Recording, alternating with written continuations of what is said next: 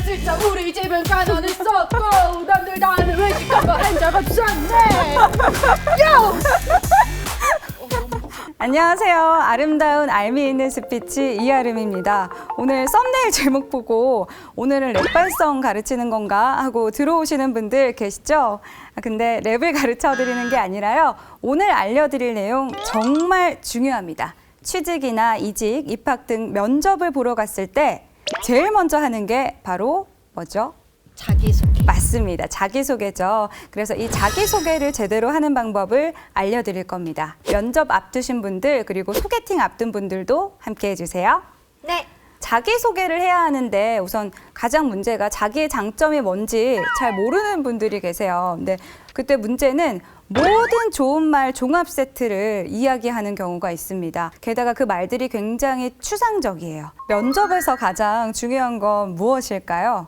아무래도 면접관한테 자기에 대해서 어필을 하는 게 중요하잖아요. 맞습니다. 면접관에게 자기 어필하는 거. 그게 중요한 건데요. 이거는 면접에서뿐만이 아니라 사실 정치가의 연설도 그렇고요. 연애를 할 때도 그렇고요. 또 영업을 하시는 분들도 그렇고요. 대상이 바뀌었을 뿐 맥락은 똑같습니다. 청자 중심의 대화를 하는 겁니다. 청자가 알아듣기 쉽게 임팩트 있게 말해야 합니다. 그런데 대부분 어떤 생각에 사로잡혀 있죠? 아무래도 제가 합격을 하고 싶고 맞아요. 뽑히고 싶다는 생각밖에 없을 맞습니다. 뽑히고 싶다는 그 생각이 너무 강하다 보니까 모든 걸 다 꺼내서 다 한꺼번에 얘기하려고 합니다. 본인이 무려 초등학생 시절이었을 때부터로 얘기가 거슬러 올라갑니다. 면접 답변에서 뭐 초등학교 시절. 근데 가장 좋은 건 과거의 이야기가 아니라 최근이겠죠. 내가 최근에 어떤 경험을 했다. 그럼 열심히 산 사람처럼 보이겠지만 너무 예전 이력들을 얘기한다는 건 어떻게 생각해 보면 최근에는 경험이나 이력이 없다라는 생각이 들게 할 수도 있기 때문에 빼주시는 게 좋습니다. 면접 답변은 그래서 무조건 알아듣기 쉽게 짧게 최신의 경험으로 이야기를 하셔야 합니다. 또 하나의 스토리에는 꼭 한 가지의 메시지가 있어야 돼요. 이 메시지라는 거는 본인이 어떤 그 역량을 가지고 있는지에 대한 그 메시지를 정한 다음에 전달을 하셔야 합니다. 내가 이 이야기를 왜 하고 있나 생각해 보세요. 나의 자서전적인 그런 이야기에는 사실 아무도 관심이 없습니다. 자서전 속에서 이 회사에 쓸모 있는 내 역량을 꺼내서 어필을 해주셔야 돼요. 지원자들이 너무 답변을 방향성에 맞지 않게 하는 분들이 굉장히 많거든요. 제가 한번 그 예들을 보여드리겠습니다. 네, 첫 번째 사례인데요. 저는 꼼꼼하고 다른 사람과 쉽게 어울릴 수 있는 성격을 가진 사람입니다. 예를 들어 조별 과제나 토론을 할 때 제 덕분에 발언을 하기 쉬웠다는 평가를 자주 들었습니다. 또한 아르바이트를 하며 꼼꼼한 성격을 살려 업무에 임하여 결과물을 완성도를 높임으로써 작업에 필요한 시간과 비용을 줄여서 좋은 평가를 받기도 했습니다.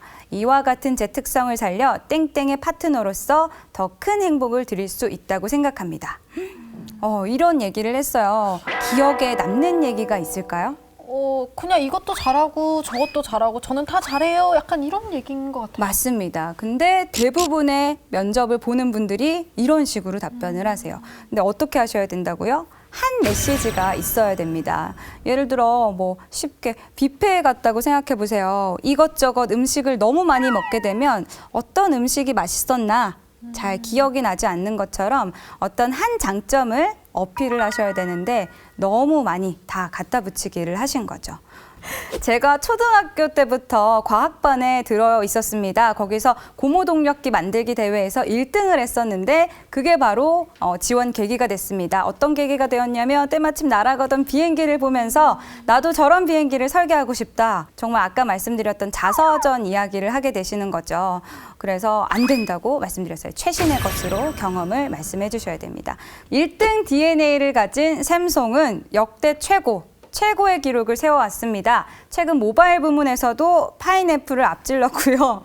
노트북도 9g을 능가하는 초소형, 세계에서 가장 가벼운 노트북을 만들었어요. 대단하다고 생각합니다. 근데 그런 회사에 제가 면접을 보러 와 있어도 너무 대견하고 행복합니다.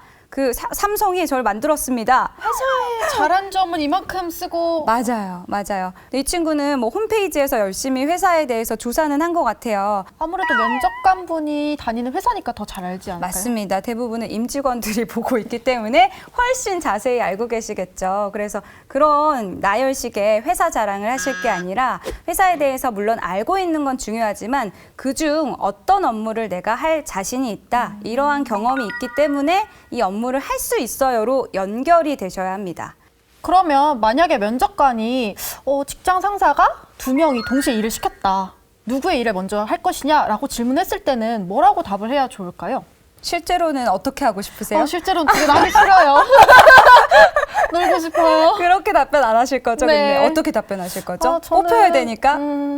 어떤 일이든 시켜만 주시면 열심히 해서 2개 다 처리할 수 있도록 하겠다. 맞아요. 다 하겠습니다. 시키는 대로 하겠습니다. 이렇게 답하곤 하시죠. 무조건 할 수 있다라는 식의 이야기는 그 사람이 좀 상황 판단 능력이나 어떤 상황 대처 능력이 떨어진다라고 생각이 되기 때문에 밸런스를 맞춰서 어떤 상황일 경우에는 제가 대부분의 이런 신념을 지키고 규칙을 지키겠지만 어떠한 경우에는 예외 상황에서는 어떻게 행동할 것이다라고 이야기를 하시는 게 훨씬 균형 있는 답변이 되겠죠.